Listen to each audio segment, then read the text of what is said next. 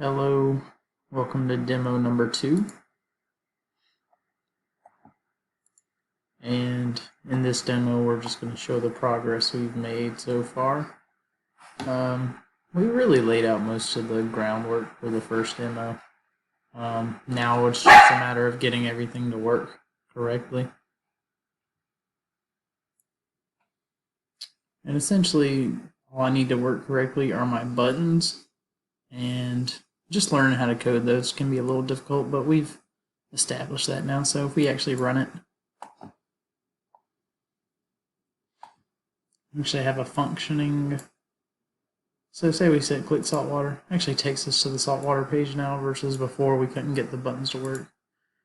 And now I haven't decided if I'm going to stick with the combo box or change over to radio buttons. But all you will do now is select the species, and it'll pull up an information form on them, and it'll give you everything you need to know and hopefully give you what you need to know and the recommendation of a rod and reel to catch that species of fish. You click go back, it goes back. Same for freshwater. Click freshwater. Look at the species.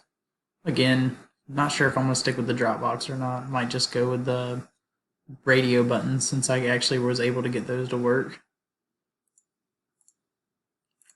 I'm going to exit out of that, but here's my code that I got, and as you can see, it's really not a whole lot to it, getting it to change, but just having to, do a little coding and figure out everything.